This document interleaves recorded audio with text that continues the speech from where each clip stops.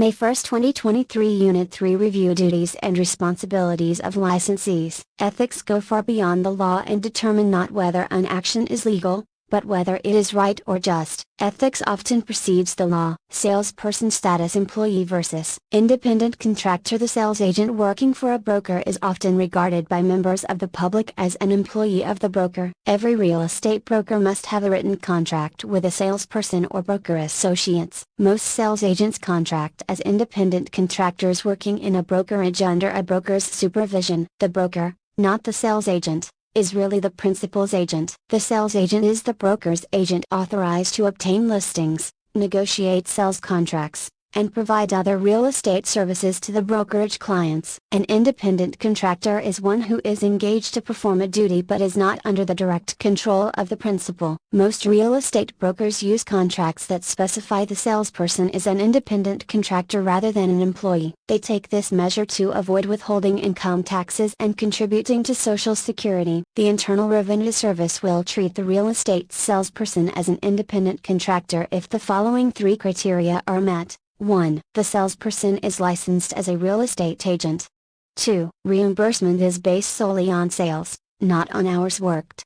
3. There is a written contract that specifies the salesperson will be treated as an independent contractor for tax purposes. The IRS treatment of a real estate salesperson as an independent contractor applies only to income tax withholding and Social Security contributions. It does not alter the employer-employee relationship for other purposes. A salesperson who has a commission dispute with a broker could, as an employee, take the dispute to the State Labor Commissioner in the Department of Industrial Relations. Franchisees: a franchise is a right to operate under a common name and marketing plan. Many large real estate firms are franchises. Agents' duties to the principal: an agent's primary responsibility is to the principal, the owner of property listed for sale or lease, or the buyer. The owner must be warned about offers with subordination clauses. Subordination clauses allow later loans to take priority over seller financing and endanger the seller's security in the property. Another fraudulent activity is rent skimming, where a purchaser takes possession with little if any down payment but promises the seller will be cashed out in a short period of time. Usually,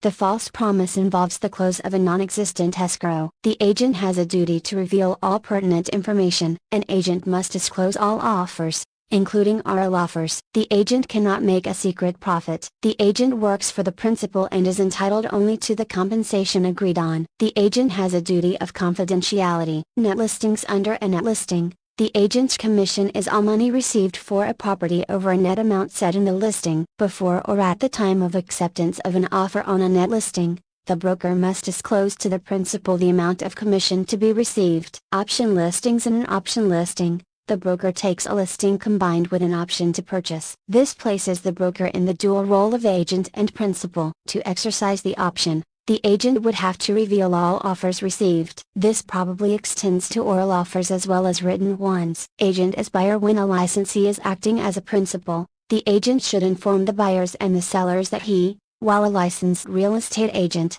is dealing as a principal and not in an agency capacity. Disclosures also should be made when the purchaser is related to the agent by blood or marriage or connected by a strong business or social relationship. If an appearance of impropriety exists, courts are likely to determine that a duty was breached. Agents' duties to buyers: caveat emptor: let the buyer beware was formerly a precept of business. It was the buyer's duty to inspect the property and her own fault if there were any problems with the property. The Easton case: now, not only must an agent disclose detrimental facts known about a property, but the case of Easton v. Strasburger, 1984.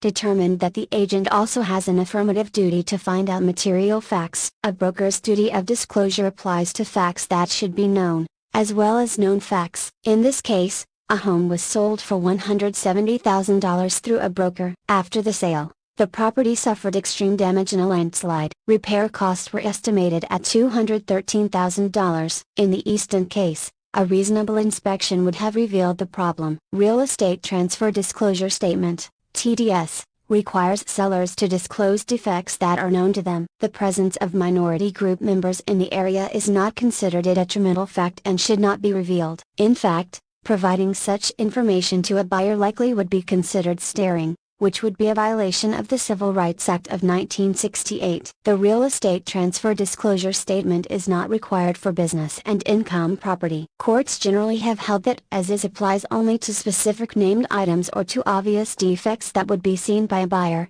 Patent defects. Courts have held that as is does not protect an agent from known latent defects or those unlikely to be disclosed by an inspection. Exceptions include probate, tax, and foreclosure sales where the sale may be as is. If a seller-required disclosure is received by the buyer after execution of a purchase agreement, the buyer has 3 days after delivery in person, 5 days after mail delivery, to terminate the offer or agreement. Natural hazards. The transfer of 1 to 4 residential units built before January 1, 1960, must give a buyer the booklet Homeowner's Guide to Earthquake Safety before the transfer and disclose any known deficiencies, such as absence of anchor bolts, unreinforced masonry walls, unanchored water heater, etc. The seller or his agent must also complete a natural hazards disclosure statement that indicates whether the property is in a special flood hazard area, an area of potential flooding, a very high fire hazard severity zone, a wildlife area that may contain substantial fire risks and hazards,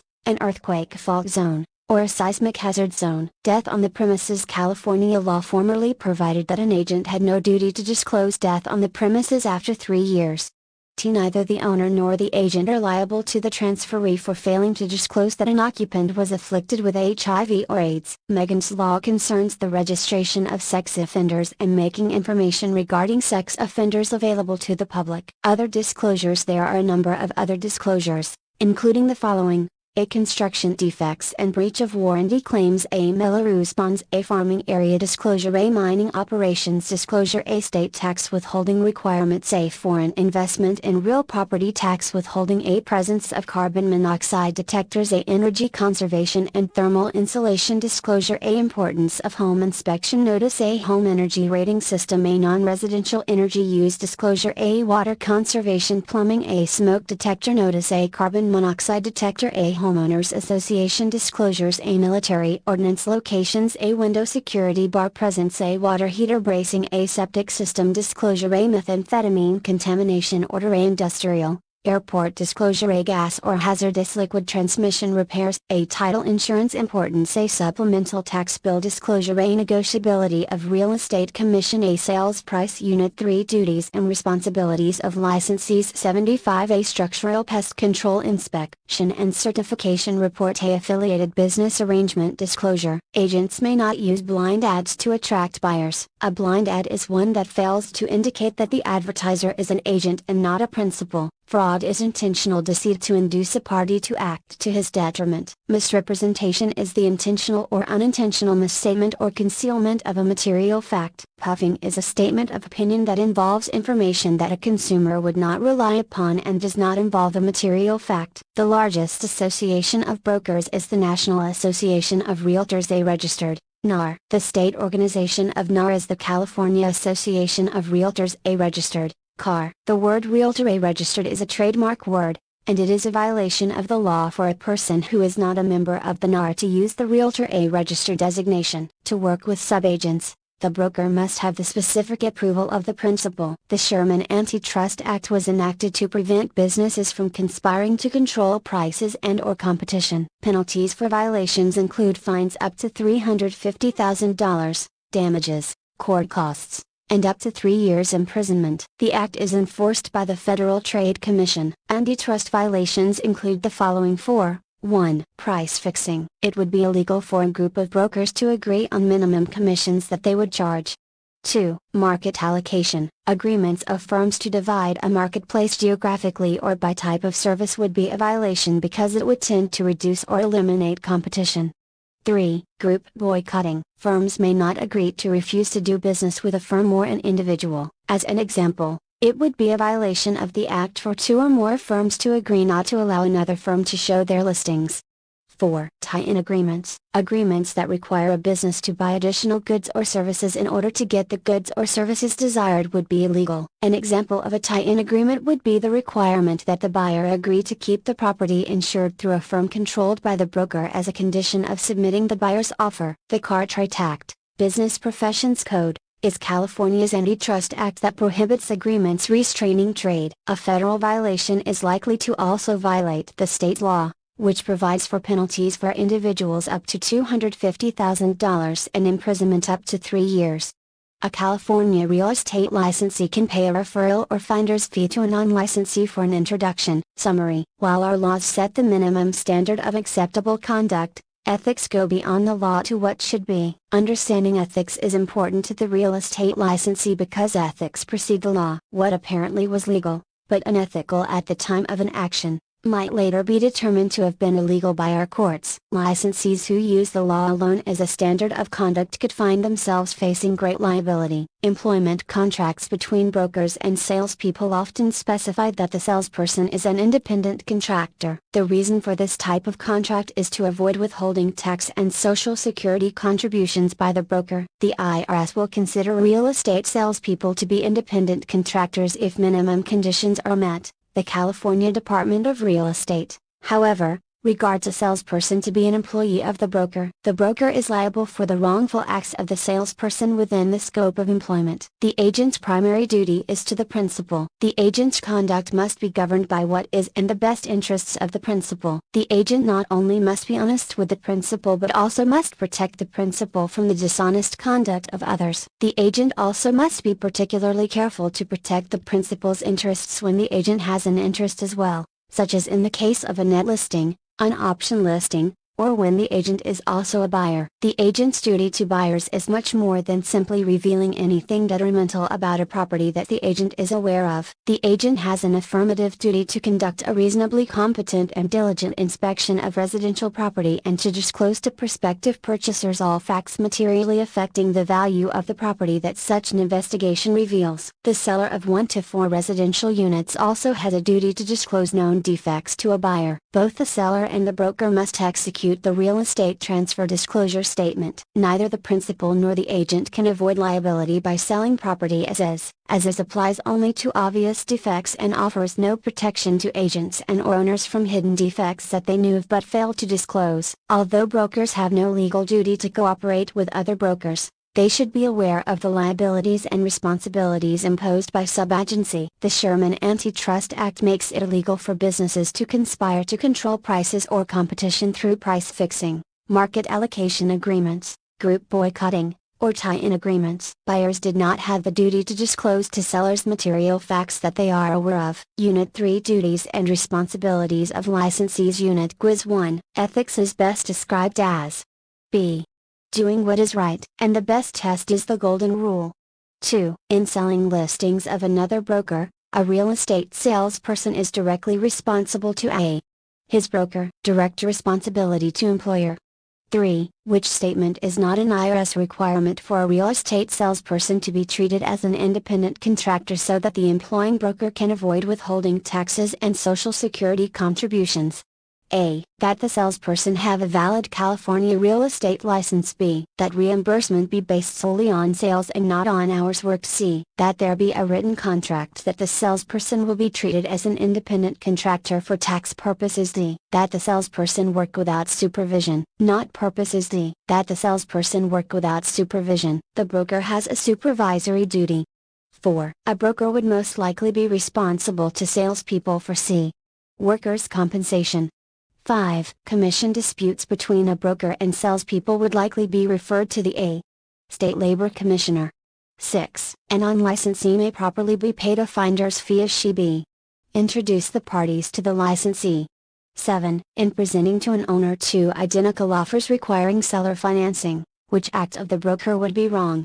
A. Mentioning that one buyer had only recently been hired after a long period of unemployment. B. Mentioning that one buyer was black. C. Mentioning that one buyer had substantially greater income. D. Mentioning that one buyer had not given truthful credit information. Answer wrong is B. Mentioning that one buyer was black. This is not pertinent information. 8. A prospective buyer knows that the owner is considering accepting an offer from another party. He asks you, the listing broker, the amount of the offer so that he can exceed it. You should c. Notify the owner of the request. This is pertinent information that must be conveyed to owner. Revealing other offer could affect owner's bargaining position. 9. A seller's broker may not inform a prospective purchaser that a. The owner will accept less than the list price. B. The present use of the structure does not conform to zoning. C. There are material defects in the improvements. D. The building is on filled land. Answer is not A. The owner will accept less than the list price. 10. An agent need not disclose to an owner that he has received an offer when C. Escrow has already closed, agency is completed. 11. Which statement is true regarding NEM listings? B. The broker must disclose the amount of commission to be received. 12. Which statement is false regarding option listings? A. If a property fails to sell, the broker must exercise the purchase option. B. Before exercising the option, the broker must reveal all offers received. C. The broker must reveal the amount of profit, if any, to the owner to exercise the option. D. The owner must consent in writing to the agent's profit should the option be exercised. Answer is false A. If a property fails to sell, the broker must exercise the purchase option. 13. A broker sold an apartment building to a syndicate of which the broker was a member without informing the seller of this interest. Before closing, the owner discovers the broker's interest and refuses to sell. Which of the following choices would probably result from a suit to collect a commission? C. No commission would be paid. 14. During the term of an escrow, a listing broker discovered that an addition to the building had been made without a building permit and that the addition was in violation of the building code. The broker should notify C. Both the buyer and the seller. 15. Two brokers agreed that they would not allow a third broker to show their listings. This would be C. A Sherman Act violation. It is a group boycott. 16. Which statement is true about required disclosures to residential buyers? A. There is a 2-year statute of limitations on disclosure. B. The buyer also has a duty to exercise reasonable care. C. The duty of inspection is limited to 1 to 4 residential units. D. All of these statements are true. Answer is D. 17. The Easton decision about required disclosures does not apply to C. Non-residential property.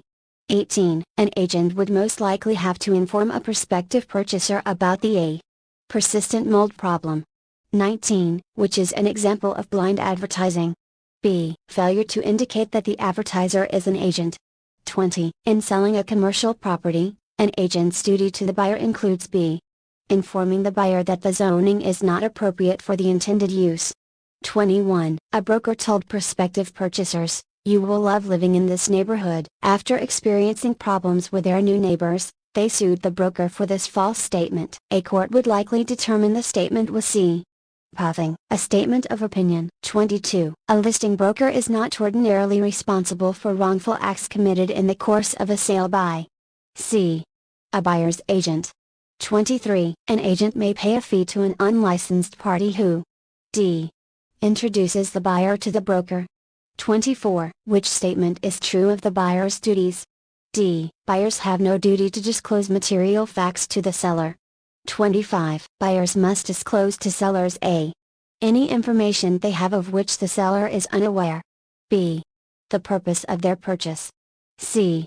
Other purchases they have made. D. None of these. Answer D.